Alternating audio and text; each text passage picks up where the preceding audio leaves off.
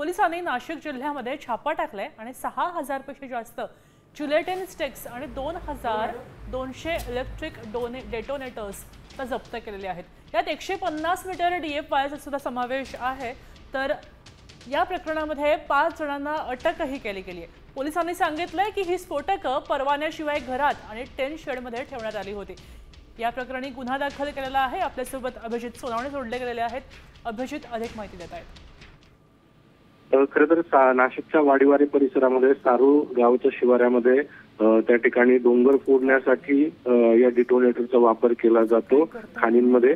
मात्र हा साठा जो आहे तो अवैधरित्या त्या ठिकाणी करून ठेवण्यात आलेला होता। तब्बल 6,125 जिलेटिनच्या कांड्या आणि 2200 डेटोनेटर त्या ठिकाणी साठवून ठेवण्यात आलेले होते आणि इतक्या मोठ्या प्रमाणात हा अवैधपणे हा स्फोटकांचा साठा त्या ठिकाणी करून ठेवण्यात आल्याची माहिती पोलिसांना मिळाली आणि त्यानंतर पोलिसांनी छापा टाकून हा सगळा अवैध स्फोटकांचा साठा जप्त केलेला आहे। आणि या प्रकरणी वाडीवरे पोलीस ठाण्यामध्ये 7 जणांविरोधामध्ये गुन्हा दाखल करण्यात आलेला आहे। 5 जणांना अटक देखील करण्यात आलेली आहे आणि भारतीय स्फोटक कायद्याचं उल्लंघन केल्याप्रकरणी ही सगळी कारवाई जी आहे ती पोलिसांकडून करण्यात आलेली आहे। आपण पाहू शकतोय खरंच मोठ्या प्रमाणात साठा जप्त केल्याचं पाहायला मिळतंय।